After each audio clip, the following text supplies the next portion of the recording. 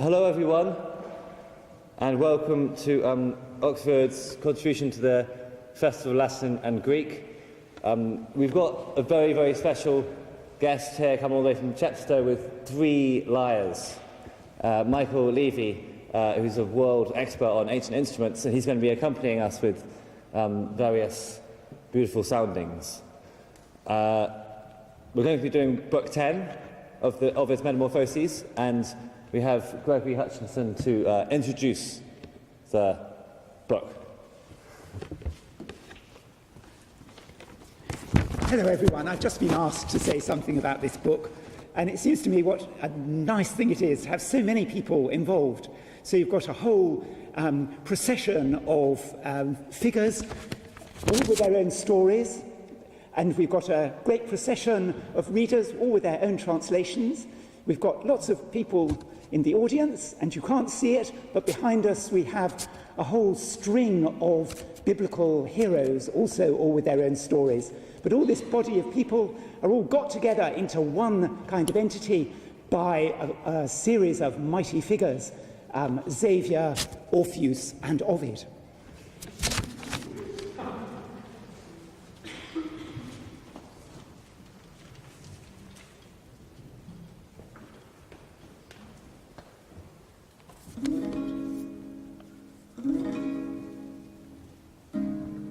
Shrouded in gold, Hymen leapt through the clouds, heading straight for Thrace, obedient to the cries of Orpheus. He got there, yes, but failed to say the solemn words, smile, speak blessings. His torch, tongue-tied, drizzled dim smoke, refused to break into flame for all his sweet talk. It turned out worse in the end. The unblemished bride died. As she walked through the grass in a shoal of naiads, a snake ungloved its damp fang and bit right in the hollowest part of her ankle.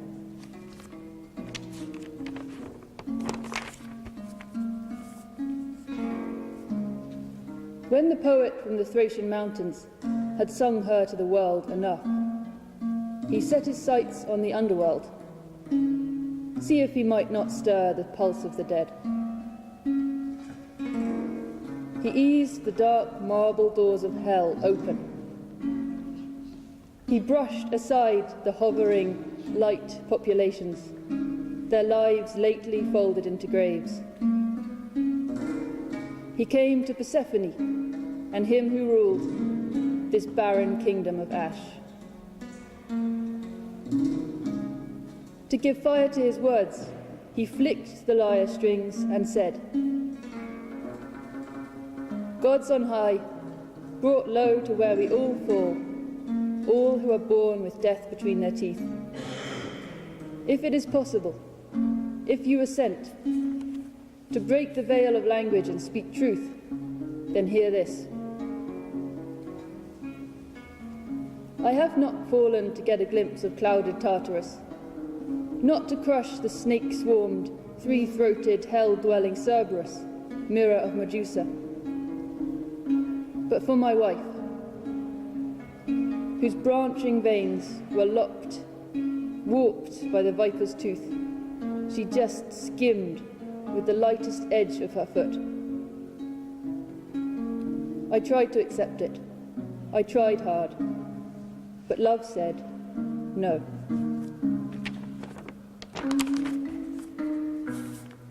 Love. Up there, it's on everyone's lips. Down here, maybe it's lost. But 5 books ago, didn't I hear of your strange meeting? If the news was true, that's love.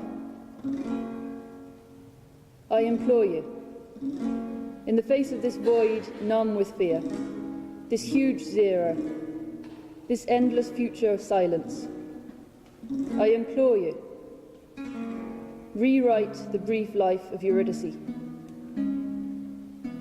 We're all yours, sooner or later, after a catched hesitation of breath we sink to one end. Here we all bend. Here is our last home. Yours is the tightest grip over all our lives. Her also. She's yours to toy with. But when she's got years to hold in her hands, when she's grown, I'm begging for her life as my gift. If the fates deny my wife's mercy, then it's settled. I'm staying here. Laugh your hearts out over both our deaths.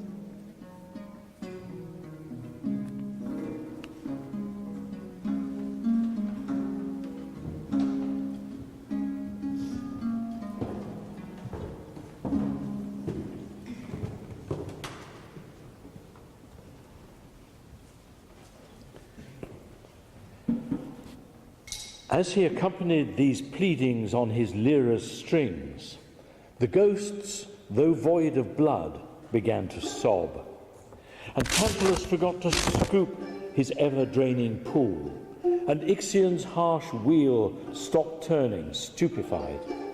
The vultures roosted and restrained their carrion beaks from Titius' guts.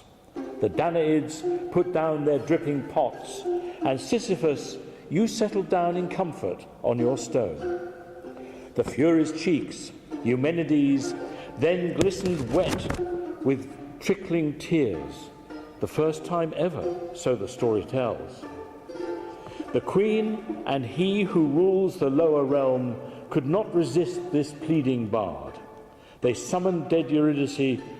Between the ghosts just recently arrived, she limped her way, slowed by her wound. So Thracian Orpheus took both her and this condition hand in hand, that he should not turn back his gaze until he had departed from Avernus' vale, or else the gift was null and void. They took the upward sloping path through deepest silence, perilous, so indistinct, so thick with dusk.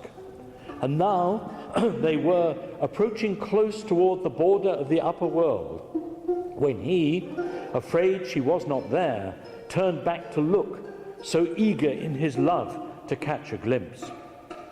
And instantly she slipped away, and stretching out her arms to clasp and to be clasped, she caught the passing breeze and nothing more. Yet as she died a second time, she still raised no complaint against her husband, since what could she hold to blame except his love for her? She called a last goodbye, but he could hardly catch the sound, as she was whirled away to where she'd been before. Then Orpheus stood there, stupefied, quite frozen by the double dying of his wife, as stunned as was that man who saw the hellhound with his middle neck leashed on a chain. His fright did not recede until he'd lost his former form, his body petrified to solid stone. Or Olenos, who took your part, unfortunate Lethaia,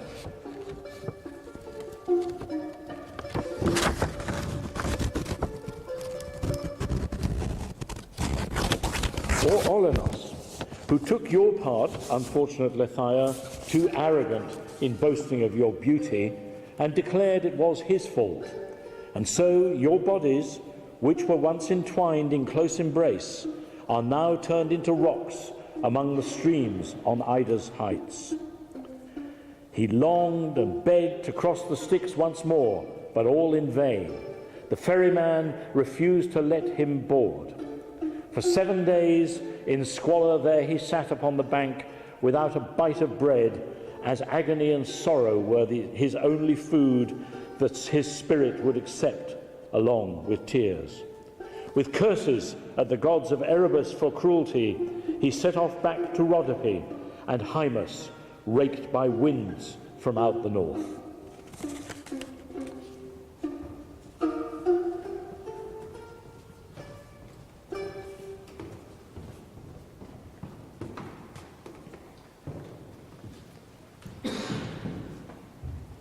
Titan had now brought the third year to a close under watery Pisces, and still Orpheus recoiled from all womanly temptation, twisted and cautioned by the past, still sworn to another.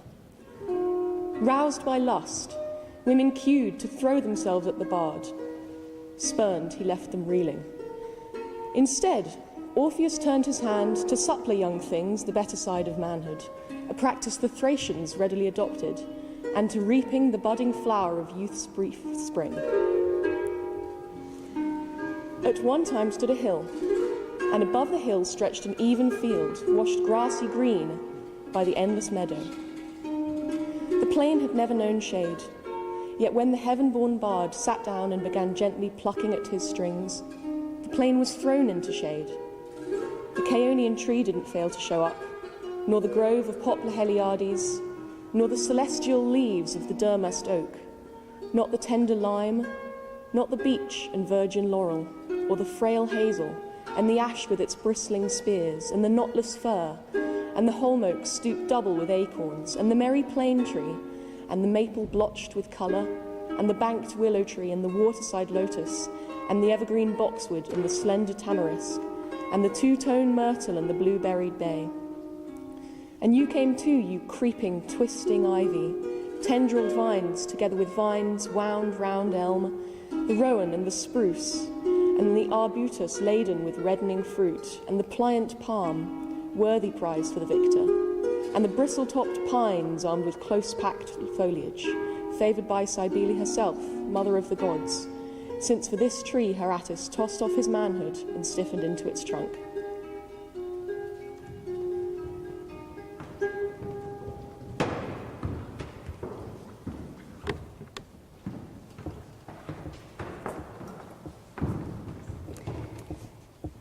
And while his song the poet wings and holds the grove in raptured rings, his voice a boy made tree soon brings, that boy beloved by God, whose strings of heart and hunt do hum and sing, now cypress, tree of pain. For once by island nymphs adored, Carthaean nymphs of grasslands broad, there lived a stag, whose antlers poured deep shade upon his head. He soared across the plains, the love assured of doting Cyparissus. That boy bestowed fine golden splendor, lustrous pearls, a dazzling collar. On his brow in silvered render fixed a charm with harness slender, marked his pet from birth with tender signs of Cyparissus. That favoured stag, his caution shed, his trusting nature freed from dread, frequented homes with fearless tread, welcomed hands that stroked his head, adored by all, but by all said, most by Cyparissus. You, his guide to berry, acorn, limpid fountain, winter thorn, you did his blooming crown adorn. You were his knight elated born, with rose-red bridle to him sworn, joyful Cyparissus.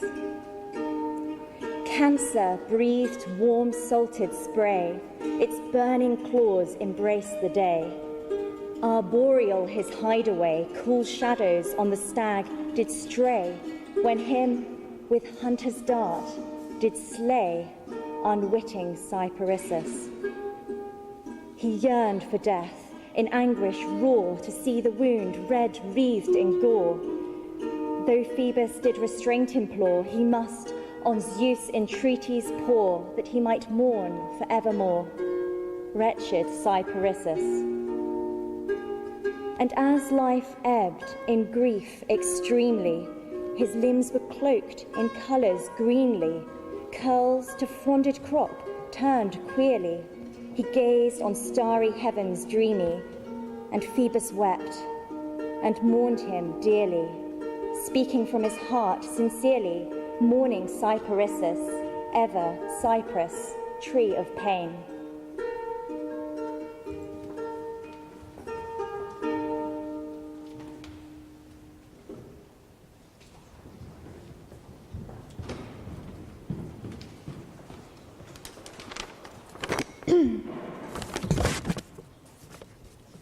Such a grove did gather Orpheus there. In the heart sat a crowd of beasts and birds. He thumbed his guitar, strumming chords all out of tune, but bless the guy for trying. I had no idea he couldn't sing like that.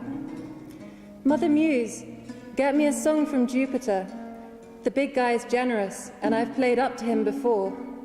I've sung giants with my heavy plectrum, and lightning bolts sprinkled in the Phlegraean plains. So cool. Now, though, my work is with a lighter lyre. I'm singing divinely spicy boys, and girls who played with fire and got badly burnt.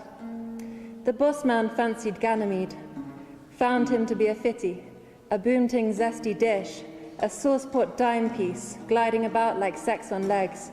Have I gone too far? In short, hot as gnocchi, as they say in Italy, and so desired a quick change of attire. Nothing felt right except his old eagle feather boa, his high heel talon shoes, and at once he struck out, faux fur flying, and pulled. Now he's got a babe among babes to mix his drinks, and Juno's righteously pissed, but then she always is. Hyacinthus. Oh, Phoebus could have gotten you as high, Hyacinth, if fate had made space for you in the sky. You're sort of immortal now. As often as spring pushes back winter and the goat succeeds the watery fish, you rise up as flowers in the green turf. My dear father judged you supremely tasty, and so neglected Delphi, which was previously the center of his world, whilst the god got busy in Eurota and unfortified Sparta. Neither harp nor arrows were much to him. He went on unmindful, didn't refuse to carry the net, nor to hold the dogs, nor to go up and down the mountain ridges, because he burned on with such a careful fire.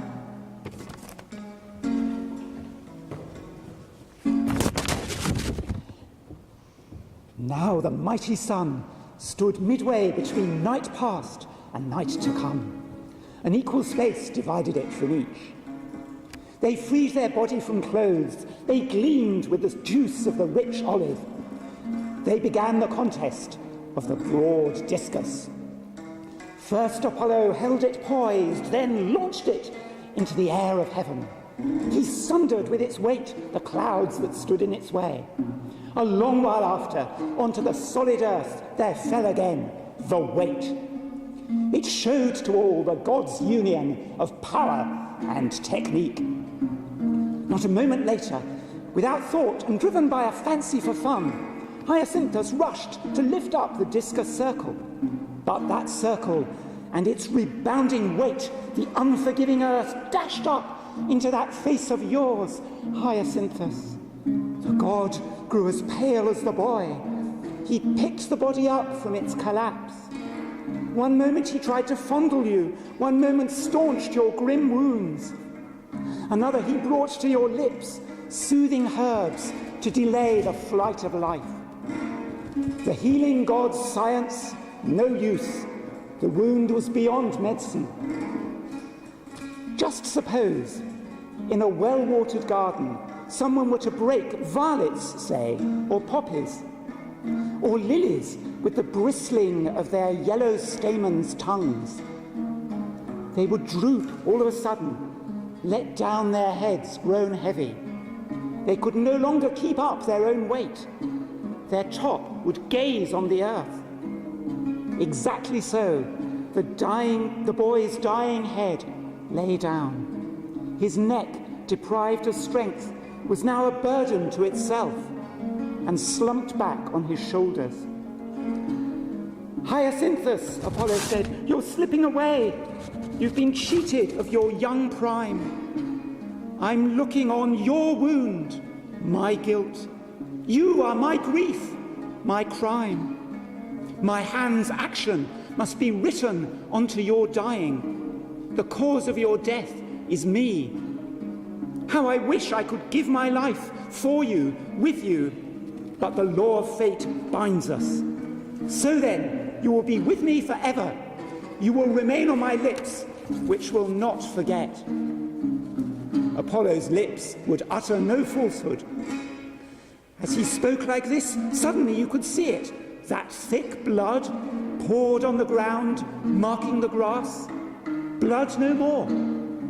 Brighter than the Phoenicians' purple dye, a flower sprang up. It had the graceful look of lilies, save only that the colour of this flower was purple, of those flowers white. Not enough for Apollo, though. The gesture had come from him. He transcribed onto the petals his own sobs. Aye, aye, the flower has penned on it the alphabet of grief. Sparta is all too proud of Hyacinthus, its son. Memorial lasts to this very day. Still now the ancestral rite must be held. Every year return with processions sweeping by the Hyacinthia.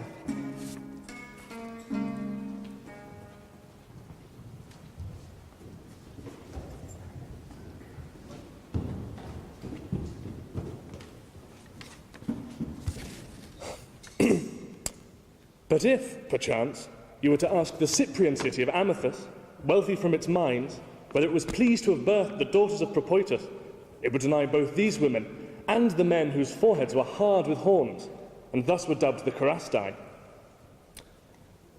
An altar of Jupiter the Hospitable used to stand before their doors. If any traveller, unaware of their crime, saw it stained with blood, he would think that unweaned calves or Amathusian sheep had been sacrificed there. Instead, their visitors were their victims.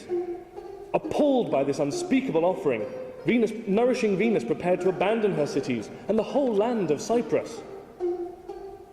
But, the goddess opined, what harm have these charming places done? How have my cities sinned? Did they commit any crime? It is this impious clan, rather, that should pay the penalty, with banishment, or death, or something in between. What might that be, if not the punishment of a changed shape? While she was considering what form to inflict upon them, her gaze fell upon their horns. She decided to leave these in place and make the rest match. She transformed them into savage bullocks. The obscene daughters of Propoitus, however, dared to deny that Venus was divine. Because of this, so they say, the goddess in her anger made these women the first to prostitute their bodies and their good name. When they lost their sense of shame and ceased to blush, the blood grew hard in their faces, and, in a short time, they were transformed into unyielding flint.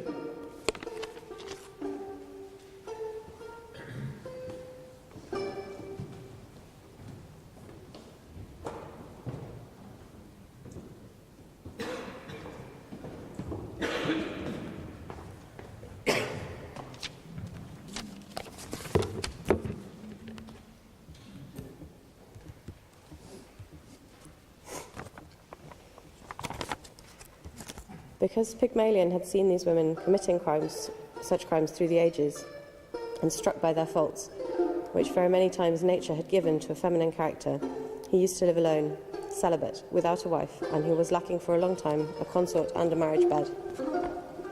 In the meantime he sculpted white ivory, happily by his wondrous art, and gave it a form by which no woman could have been born, and conceived a love for his own work.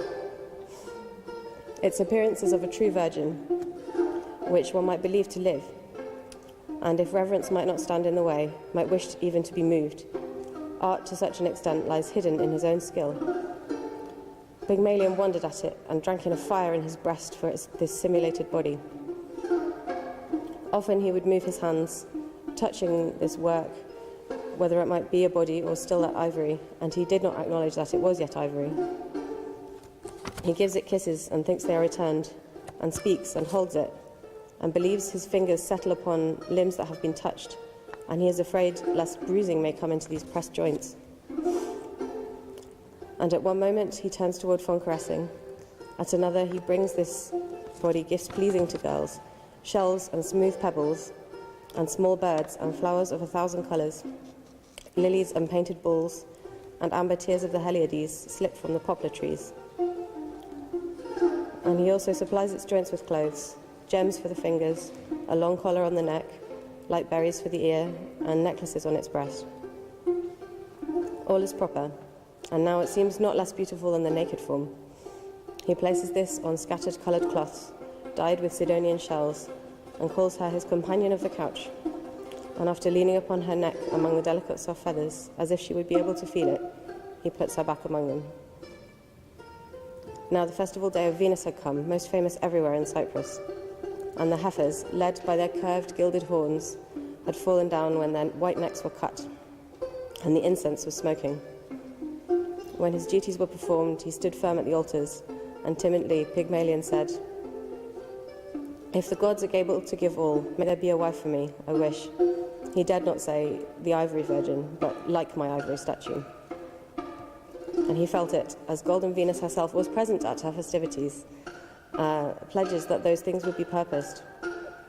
And as an omen of a friendly spirit, a flame lit 3 times and led its tip through the air. As he returned, he sought again his image of a girl and gave her kisses, lying on the couch. She seemed warm. He moved his mouth again and also tried her breast with his hands. The ivory softened when touched, and the fixed rigour sank down, giving way to his fingers, as Hymetian wax resoftens in the sun, and when dragged with a thumb, is turned to many appearances and makes itself useful for every purpose.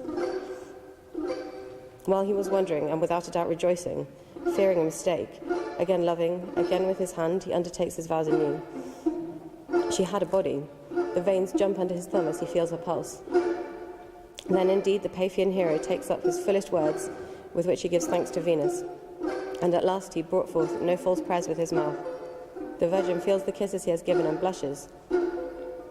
Raising her faint-hearted eye to his eyes, she sees her lover at the same time as the sky. And the goddess was present at the wedding which they made.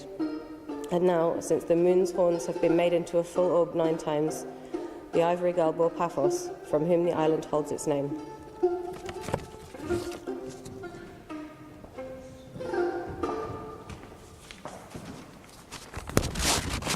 And from that woman, who looked really nothing like an island, Cinyras was born.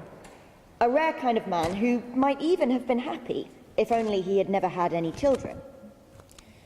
And now, it falls to me to sing the worst story of them all, worse than Jane Eyre for daughters and King Lear for fathers. But if you've listened to anything we've said so far, surely you've learnt that art doesn't just come to life. But say you have listened, and for some reason you've believed any of this rubbish, learn this. People who do bad things get bad things in return. It's simple. And since, for some reason, nature seems to allow these kinds of terrible things to happen, I'm grateful to live here, among our own people, or among some other normal group of people like the Ismarians, because we all know that these kinds of things don't happen in the kinds of places that we call ours, don't we? The land that we call Pangaea is rich in all sorts of things, in cinnamon and cardamom and in frankincense, and in the sorts of flowers that grow in the sorts of places we would rather not think about. But all of these riches combined weren't enough to pay the debt of a single moment's lust, and her tree, the myrrh tree, when it grew, was not worth nearly so much. Love, if you'd asked him, would say that he had never even touched Myrrh with his weapons, and that it wasn't him who lit the torch that guided her nervously to her father's bedroom. He'd blame the fates, and say that the torch had been brought up from hell, and he'd make up some old story about the kind of girls who keep snakes hidden in their hair. If the worst kind of crime is to hate your own father, then to love him is worse than the worst. Only you, Mirror, could have every prince from every land hanging on your every word and still want the only one that you can't have. Why couldn't you have chosen one of those other men? All you had to do was not choose this one. But it was this one that she wanted, her own father. And even as she thinks it, she hates it. Do you know what it is to be repulsed by your own love? Do you know what it is to wish that you had imagined something, but to know full well that you'd built it with your own hands? She prays to the gods for some kind of moral guidance. She prays that just like when she was a child, her father would take her hand in his and hold her back from doing this terrible, terrible thing. If that is terrible is even the right word for it. Who am I to judge those who worship another kind of Venus? After all, birds do it, bees do it, even educated animals go to bed with their fathers on occasion, and nothing is said. Have you ever heard of a cowherd pulling a bull off the back of his own heifer, or a stallion from his own filly? A goat will have a go on goats that it sired, and even a bird knows how her eggs like their eggs in the morning. Seriously though, isn't there some freedom in doing exactly what you want? These human laws are inhumane, and what nature permits to others, ethics that aren't to be trusted, forbid for us. And yet, they say that in some distant land, sons sleep with their mothers and daughters with their fathers, a land of double love, where poems come true. They fuck you up, your mum and dad, they don't mean to, but they do. If only I'd been born in one of those places and not stuck here, a victim of bad luck and misplaced desire. You might ask me what the point is in going back over all this. I want you to learn not to wish for hopes or homes that are forbidden. This man deserves to be loved, but to be loved as a father, as the royal Kinnerus, and not the Kinnerus who wakes up with some girl he knows all too well. What's already my own can't also be mine. I've lost him because I love him. I would be stronger a stranger and would become one, leave behind my homeland to cross over this boundary, if I could leave behind this feeling. But just as he held back my bike that day when I rode too close to the cliff edge, my father holds me back now. Only this time, it's not my stabilizers that slow me down, but his face and his touch and his voice and the movements of his lips. And as fast as I pedal, I never get any closer to that cliff face. And can you see over the edge now, you silly girl? And what is it that you see when you look down from the cliff? That you've mixed up his name and your husband's, like those hearts you used to draw in your exercise books when you thought that no one was looking. I suppose you'll take a new name either way. You'd be the other woman to your mother and the lover to your father. You'd be sister to your son and mother to your brother. But are you not afraid of the kind of monsters that haunt the kind of places where children screw their parents? The Furies, with their black hair full of snakes, will see through this tainted love and look straight into those guilty eyes. You, mirror, whose body has not yet done anything that anyone could say it shouldn't, don't do this. Don't even consider it. You surely don't plan to break the rules that should never be broken for this, for sex. Dream it if you have to. It's the doing of it that's forbidden. Your father is good and righteous and kind and takes out the bins and answers your texts when he reads them and lets old ladies sit down on the bus. There's not a chance in hell that he feels what you shouldn't feel.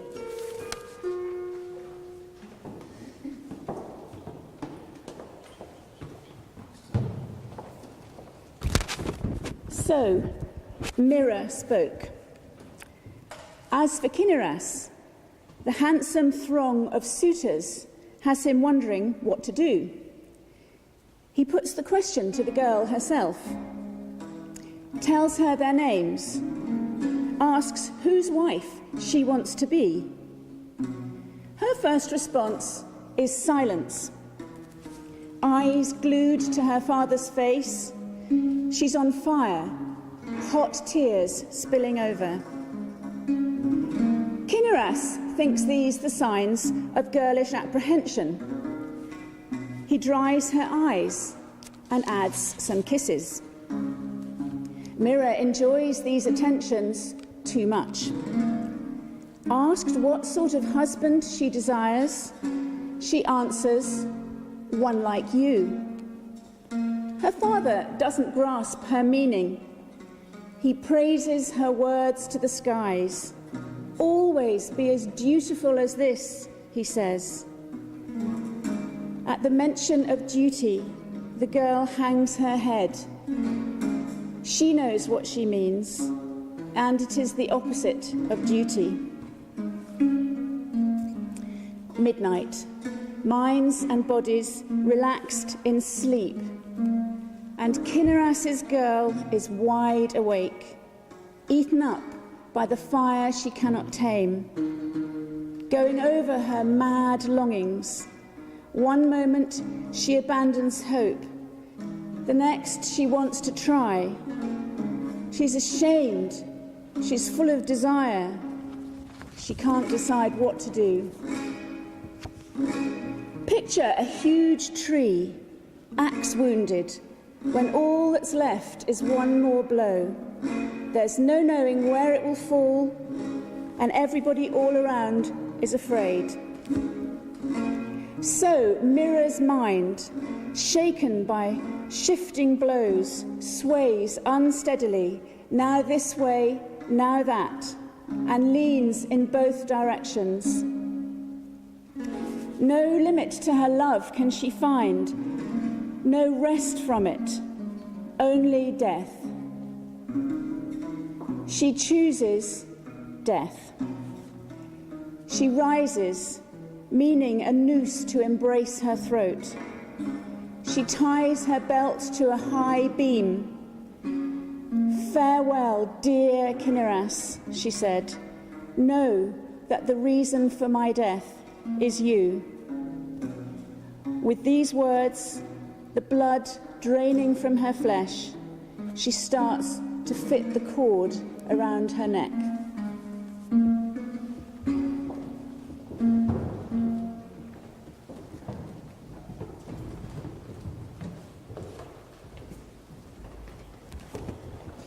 They say that the murmurs of her words arrived at the trust ears of the nurse who was guarding the threshold of her foster child.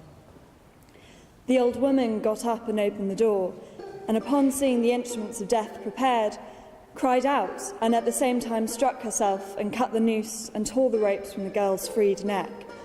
Then, at last, she was free to cry, then free to embrace her and ask the reason for the noose. The girl still kept her silence and, unmoved, gazed at the ground, pained that her too late attempt at death had been snatched away. The old woman insisted, showing her white hair and elderly chest, and invoked her through her cradle and first feeding, that she tell her what pained her.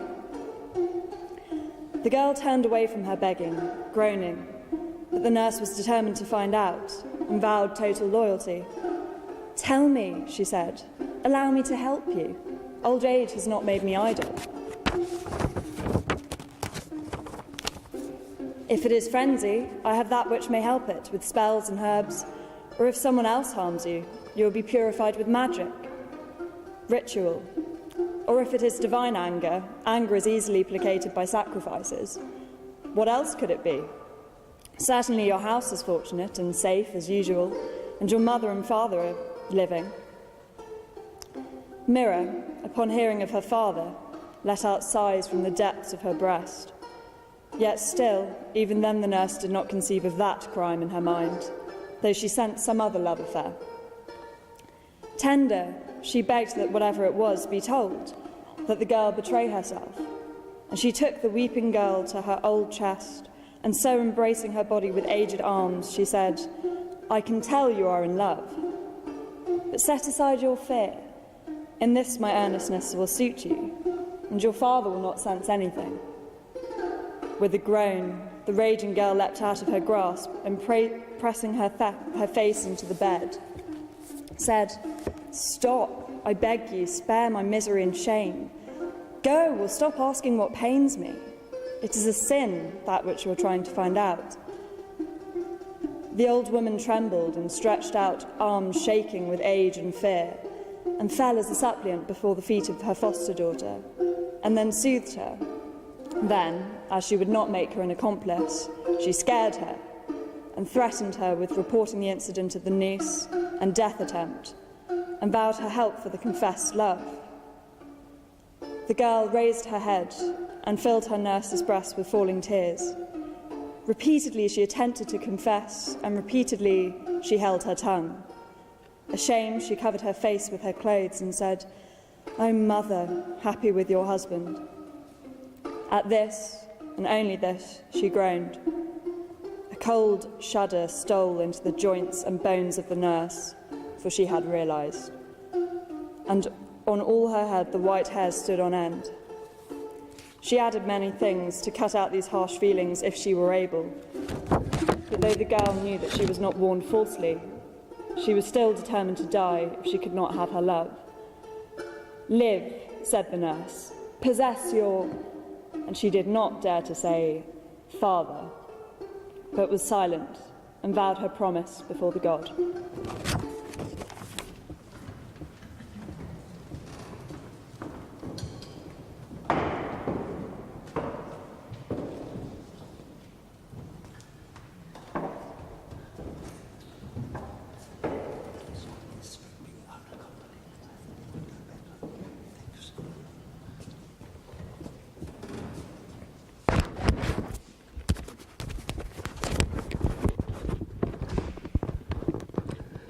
Just then, the married women were holding the annual rites of dutiful Ceres. When dressed in garments as white as snow, they dedicate wreaths of golden corn, first fruits of the harvest. For 9 nights also, all acts of love and sexual contact with men are counted taboo. King Cinyras' wife, King Creus, was one of the throng of women engaged in these holy mysteries. So when the king was deprived for a time of his rightful partner, that busybody, the nurse, got hold of him when he'd been drinking and told him about a beautiful girl who truly adored him, though lying about her name. When asked the age of the girl, "The same as Mira's," she answered, and then was ordered to fetch her. As soon as she came back home, she announced, "My darling child, you can now be happy. We've won." Poor Mira's delight was not wholly unmingled. Her mind was too much troubled by gloomy forebodings. But still she could feel some joy. Her emotions were all in confusion. Midnight, the hour when silence reigns, and Boötes the ploughman has tilted the shaft of the wagon between the bears at their zenith.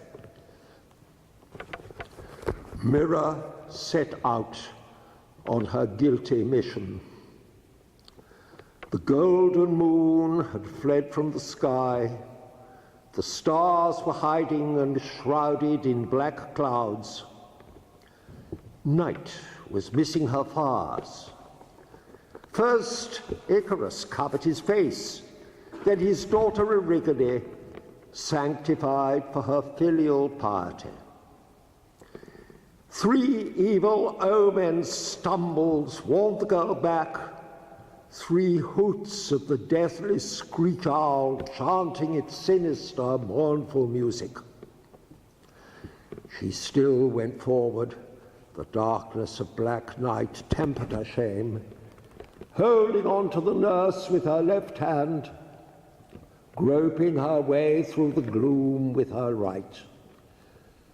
And now she stood on the chamber threshold. Now she opened the door and was led inside. Her knees were trembling and giving way. The blood had gone from her cheeks, and all her courage had failed. The closer she came to her criminal goal, the more she shivered, the more she regretted her boldness, the more she wished she could turn and run before she was recognized. While she faltered, the crone took hold of her hand and conducted her up to the king's high bed. Then, letting her go with the words, "Cinyras, take her. She's yours," she united their 2 doomed bodies. The father welcomed his flesh and blood to that bed of uncleanness, gently calming her virginal fears with words of assurance. Perhaps because of her age, he even called her "my daughter," and she said "father," to put the finishing touch to their incest. Filled with her father's unhallowed seed, she withdrew from the chamber, bearing the fruit of her monstrous crime in her impious womb.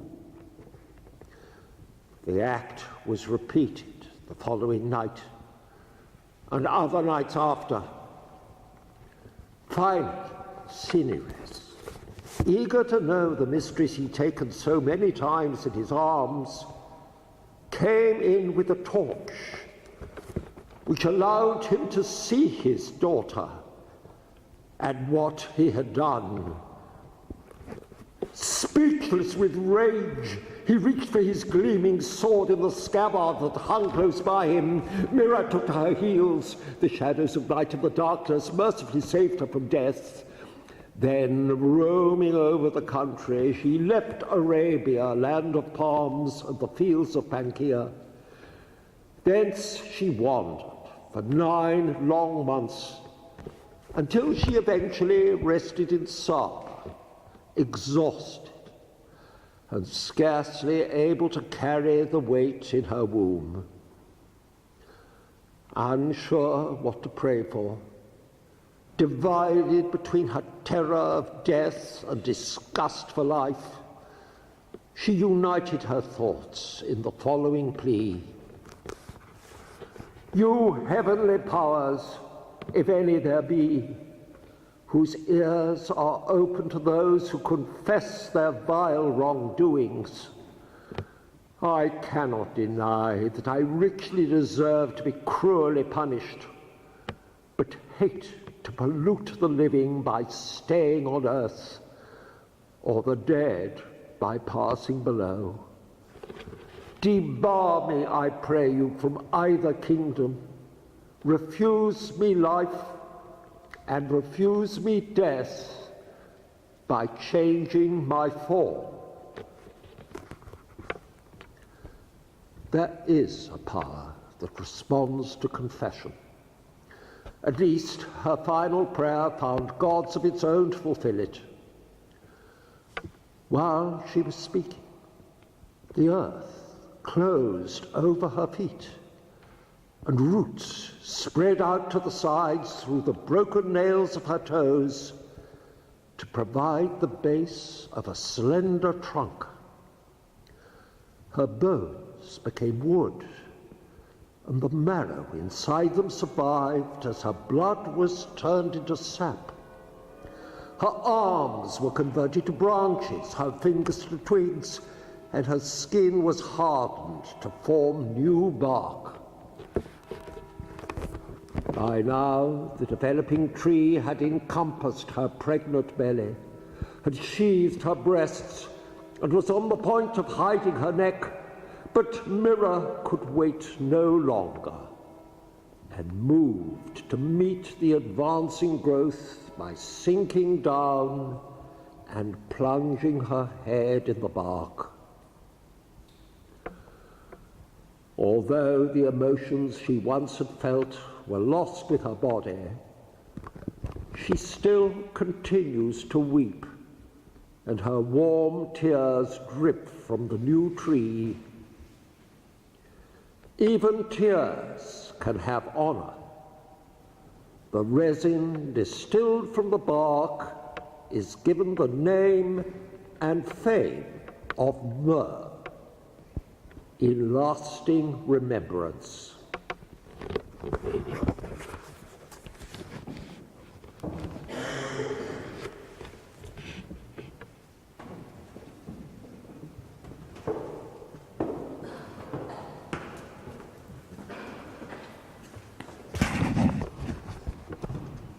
Conceived in sin and grown beneath the bark, the infant searched for a way to leave behind its mother and break forth into the world.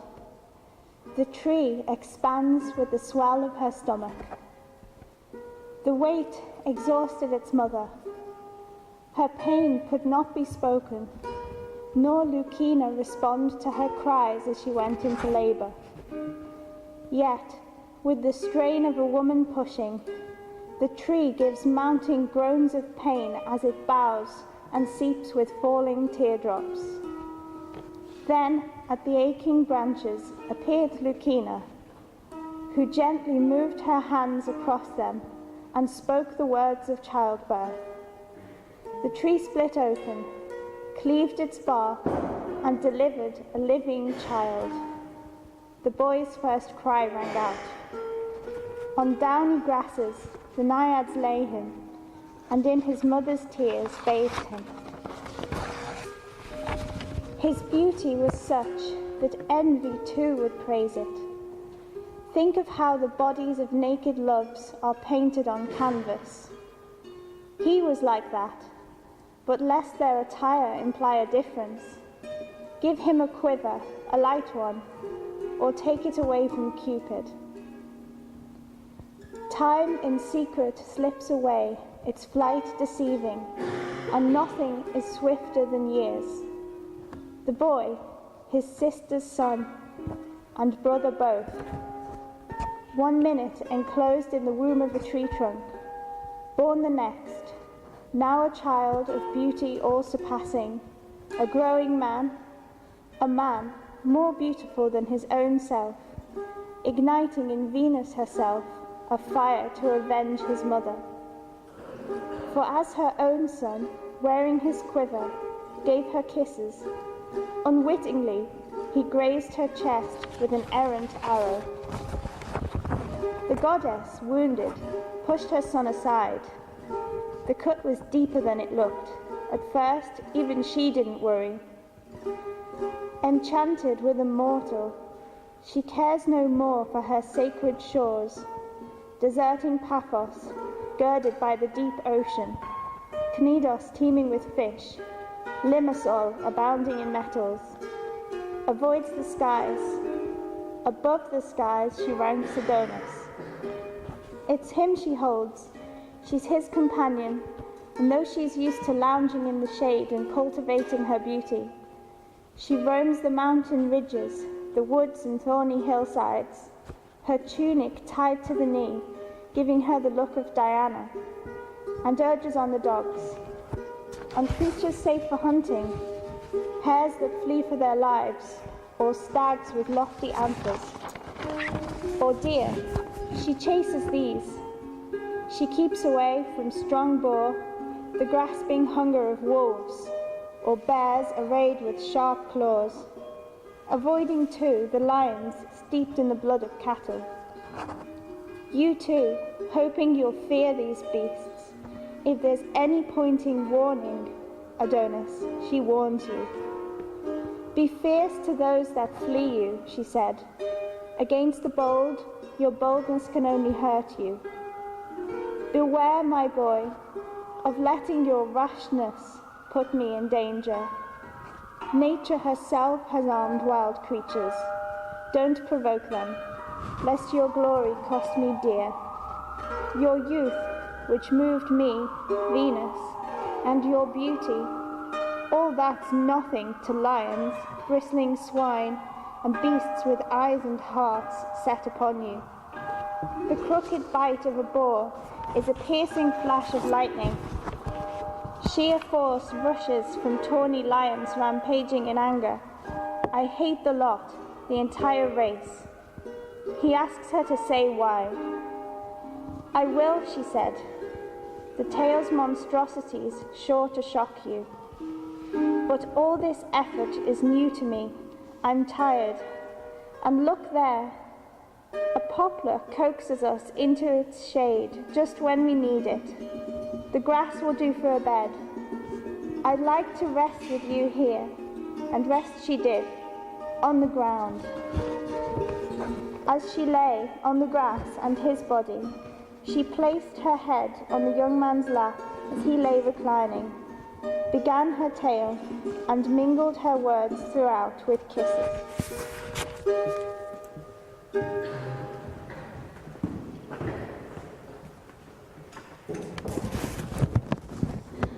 Maybe you already heard. Maybe you heard about a girl who's fast, a girl quicker than the quickest men. It's true what they said. No tall tale, no bedtime story, this. She was, like me, like you, superior. A girl apart. You could not say, I swear, whether in flight of foot or grace of face, she was most excellent. But what of love? she inquired of the god. Tinker, tailor, soldier, sailor, quick man, slow man, mortal, love? The god roared back. Atalanta, you have no need of love, no use but abuse. Flee it. Lose yourself before you lose yourself. Fear shook her, took her deep and lonely into opaque woods, unmarried. There Atalanta lived, loveless but beloved. Men are like clouds. They never rain, but they pour over women who don't want them. And she, Atalanta, she made clear her violent terms. I am not to be possessed, she said, unless I first am beaten in a race. Win on foot and win a wife, a bed of heaven. But the wages of lateness are death. Let these be the rules of the contest. It's true. She was this hard, not half so hard as she should have been. For still they came, those storm cloud men. Still they came and broke and were broken. What sport? Quite Roman. They brought the crowds, Hippomenes for one. He sat spectator at this cruel contest. What chump, he scoffed, hot dog in hand. What chump would seek a wife upon such terms? Absurd! Such men deserve their death. But then, was it her face? The way she cast her looks one way, his way, and her clothes another? Was it her body? Oh yes, it was like mine. Like yours, in fact, were you, like us, a woman. Hippomenes stood stupefied, undone, hot dog tumbling down from hands held up, words tumbling back into his open mouth. Forgive me! I didn't understand. I didn't see. I didn't know the prize you sought. It's the jackpot makes the odds. Praise gave birth to praise, and fire bore fire. Hippomenes, consumed by hope and fear and envy. Could anyone outrun her? Why not? Why not Hippomenes himself? Should I not try my luck? The spectator always loses. What good's a hot dog when, at that moment, then, the young man talking, his tongue wagging his empty head, just then Atalanta skidded by, a flash of flesh, fletched like a Scythian arrow, fired off from horseback. The air ached behind her, but the race gave a pleasure of its own, and a beauty too. From her knees and ankles, bright tassels fluttered, suspended in speed. Her streaming hair never dared to touch her perfect shoulders. Her whole body a picture of health, of motion, and of happy thoughts. A perfect still, retouched by desire. And then the next, Atalanta, victor, crowned with laurel leaves and raised on high, the defeated bowing to his grisly fate. Hippomenes, unterrified, stands up, steps out into the middle of the course, and, with face firm fixed upon the girl, tell me, why do you seek an easy fame, winning against such boys as these? Contest with me, and if fortune favours Hippomenes, see how little the defeat dishonours you. My father, I'll have you know, was Megarius, and his grandfather was Neptune, which makes me, you understand, the great grandson of the king of ocean. I am no less.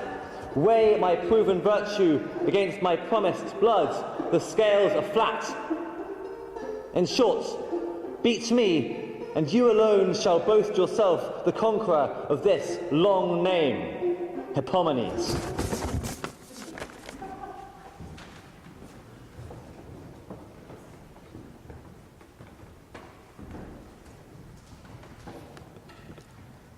When he talked like that, the daughter of Scenas, her face soft, looked straight at him and wondered, better to win or be conquered? And so, what god, she said to herself, is so jealous of shapely lads that he wants to destroy this one by compelling him to seek marriage at the risk of his life. If you ask me, I'm not worth that. I'm touched, not by his body, although I could be touched by that, too, but by what a boy he is. It's not him, it's his age that moves me. What good is it that his manly mind is unfazed by death? What that he's fourth in line from the ocean's king? What that he loves me and thinks our marriage is worth so much that he'd die if unforgiving fate denies me to him? Visitor, while you still can, get out. My bedroom is brutal. My marriage is soaked in gore. Leave them behind. No woman would turn down a proposal from you. You can find a smart girl to say yes. But why do I care about you when so many have already fallen? He can look out for himself, since all those slaughtered suitors weren't warning enough, since he's that unconcerned for his life. Let him die. Should this boy perish, then, because he wanted to live with me? Should he suffer a death he doesn't deserve as love's reward? Victory won't get me out of incurring unbearable blame. But it's not my fault. Do I ever wish you would just give up? Or, since you're insane, I wish you'd turn out to be faster than me. Oh, that virginal expression on his boy's face. Oh, poor Hippomenes. If only you'd never seen me. You deserved to live. If I had happier luck and contemptuous fate hadn't closed off all hope of a marriage, you'd be the one companion with whom I'd share my bed. She had spoken as a novice at the first touch of desire, not realizing what she was doing, in love without knowing she was. Now, the crowd was calling for the usual race, and her father was too, when in an anxious voice that progeny of Neptune called upon me. Cytherea, Hippomenes said, be here for my feats of daring. You lit this flame, now foster it. A not unfavorable breeze brought me his flattery. I was moved, I confess. But there wasn't much time to come to his aid. There's a field. The natives call it by the name of Tamasus, the best plot of soil in all of Cyprus, which long ago the island's elders gave to me. At their command, it was consecrated and annexed to my temple courts. In the middle of that pasture land, there gleams a tree with tawny foliage, rustling with tawny branches. That's where I happened to be coming from then, carrying 3 golden apples I had picked by hand. Invisible to everyone but him, I approached Hippomenes and taught him how to put those fruits to good use.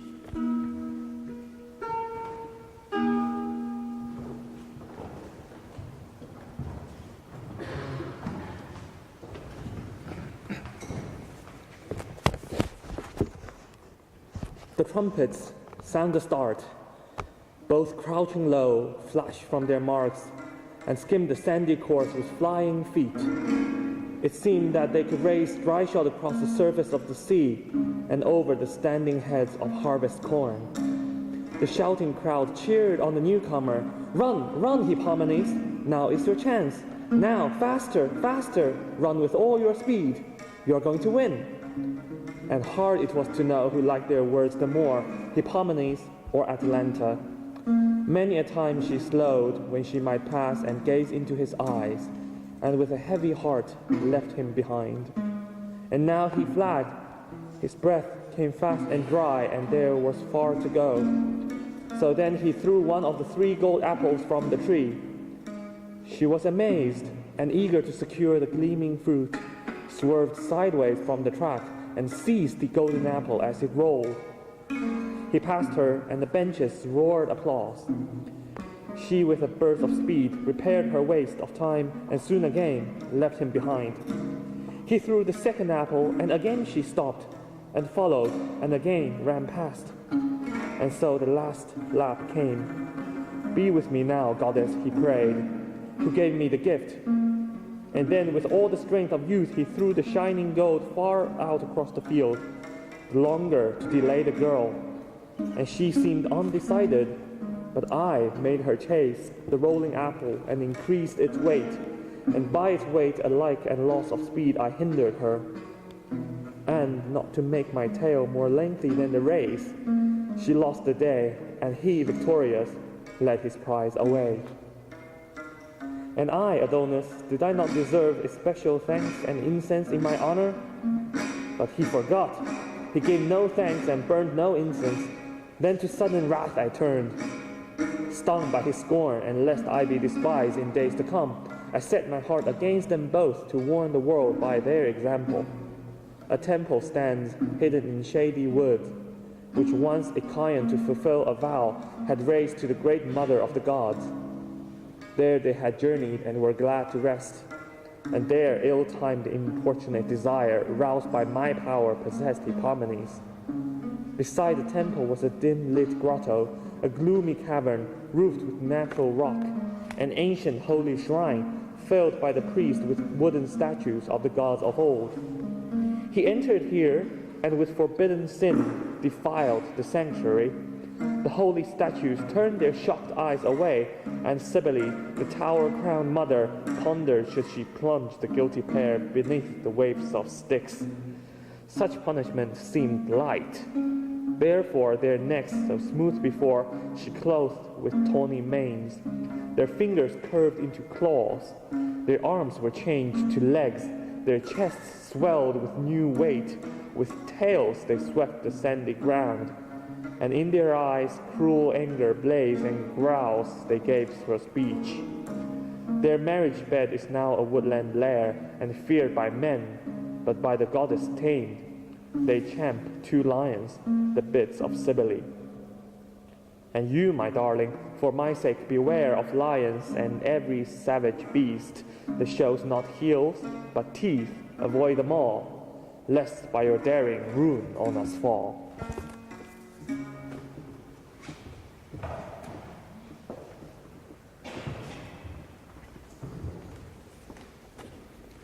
And she warned him, yes, to be sure, she warned him, then lilted skyward, fastening her swans to the air. But manliness, or what some might call virtue, is the obverse of prudence, and heeds no admonition. Suddenly his dogs, having faithfully coursed the scent, dislodged a boar from the shadows, and just as it coiled its haunches, ready to rupture the leafy epiderm, a pitching spear, thrown blindly by the Canarian lad, interrogated its side. Engorged and unhinged, without pause the animal shed the spear, veneered with his own blood, pulled with his urchin's snout, and then confirmed his safety by sheathing his tusks, one by one, beneath the pubic bone of his attacker. Pale and moribund, supine on the dusted earth, life's seed pools around the boy. But Venus, weaving her lithe craft through the troposphere, had not yet cleaved even Cyprus with her swan's wingspan. With a sharp twinge of recognition, she heard a whimper from a distance, the unmistakable inflection of death, and pivoted her gleaming birds towards it. From the high blue, she saw her dearest, breathing out its soul in heaving sighs, body nestled in its own congealing viscous. She descended and dismounted, adorning breasts and hairs with blows, not favoring one above the other. Her hollow chest is a drum, her hands beat a pitiful tattoo. Then she shakes a fist at heaven and blames what can't be blamed. Not everything will heed your legislation, fate. No, forevermore, each year that fills eternity will bear the traces of my grief and reprise the semblance of your death, Adonis, and the impress of my pain. Your blood will blossom, I'll see to it. Wasn't it permitted once, Persephone, to recalibrate a young girl's flesh in fronds of scented mint leaves? Don't let my Adonis grow old in death, unchanged. So she petitioned, and powdered shoals of blood with fragrant unction, which pollinated, and they teemed and surged and grew with a divine movement hard to explain. Just imagine, if you will, in the center of a stilted inlet or a silted marsh, murky unmoved, one iridescent bubble ruptures the surface in quiet triumph, unbound from the depths below. It took no longer than an hour, and then a flower, dyed in the brilliant cinnabar of blood, rose from the soil, not unlike the blossom of a pomegranate, which inters their seed deep beneath taut-sinewed skin. But the hallmark of this flower is its dazzling transience. Frail and far too fragile, barely able to clutch the earth, it falls and dies with ease, under the kiss of winds that snatch it off, but who also grant it their name, Anemone, our wildflower.